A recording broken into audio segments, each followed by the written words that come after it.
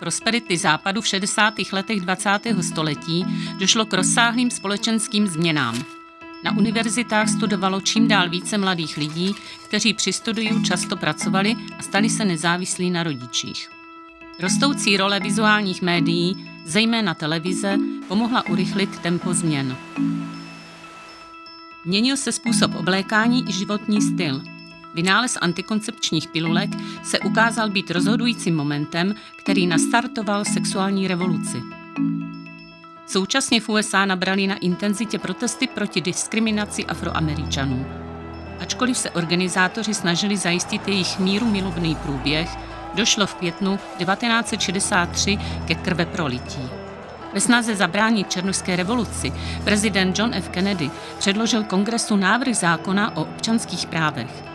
28. srpna 1963 se uskutečnil pochod na Washington za práci a svobodu, na kterém reverend Martin Luther King přednesl svůj památný projev obhajující rovnost práv pro všechny obyvatele USA.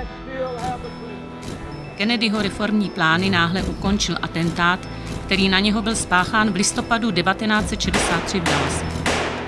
O rok později Kennedyho nástupce Lyndon B. Johnson prosadil v Kongresu zákon o občanských právech, který garantoval všem občanům stejný přístup k veřejným institucím a zakázal diskriminaci zaměstnanců na základě barvy pleti.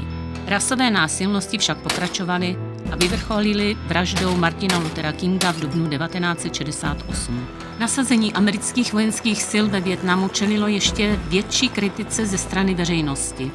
V květnu 1970 otřásly Spojenými státy události na Kentské státní univerzitě, kde vojáci Národní gardy začali střílet do davu protestujících studentů a 4 z nich zabili. Revoluce hnutí hippies byla pozoruhodným příkladem generačního protestu. Od poloviny 60. let 20. století začaly tisíce mladých lidí odcházet ze škol a přidávali se k hnutí dětí květin, jejíž heslem bylo milujte se a neválčete. Hrdiny této generace se stali spisovatelé a hudebníci, autoři protestních písní, například Angela Davis, Bob Dylan a Joan Baez. Rovněž západní Evropa zažila mládežnická hnutí. Protesty ve Francii a v západním Německu zdůrazňovaly ve větší míře než v USA kromě protiválečných a levicových hesel nutnost demokratizovat vztahy panující na vysokých školách. Byla také zdůrazňována nutnost vypořádat se s minulostí, což bylo důležité zejména v západním Německu, kde mnoho rodičů mládeže generace 1968 bylo součástí národně socialistické minulosti. Napětí v zemích sovětského bloku měla jiný charakter. V Polsku došlo k takzvaným březnovým událostem. Po vydání zákazu na představení Džady Adama Mickiewicza v Národním divadle následovaly protesty na obranu svobody slova. Demonstrace studentů, intelektuálů, učňů a mladých dělníků byly brutálně potlačeny. Pro komunistické orgány se staly záminkou pro spuštění antisemitské kampaně.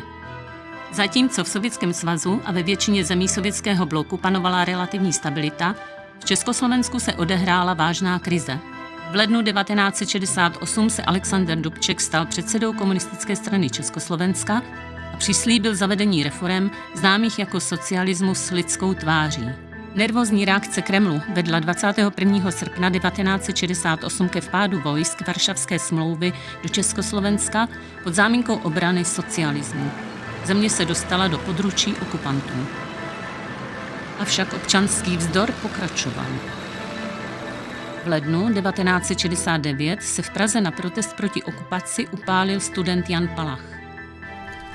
V dubnu téhož roku vedly události po hokejovém zápase mezi Československem a Sovětským svazem k pouličním nepokojům v Praze a k následnému sesazení Dubčeka.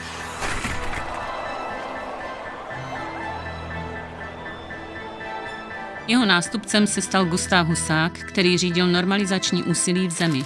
Začaly čistky, znovu byla zavedena cenzura a reformátoři byli zbaveni moci. Potlačení pražského jara představovalo zlomový bod v rozmachu komunismu sovětského ražení. Na západě podpora této ideologie upadla. Její stoupenci si totiž uvědomili, že víra v humanistické hodnoty systému byla pouhou deziluzí. Socialismus s lidskou tváří se ukázal jako nemožný.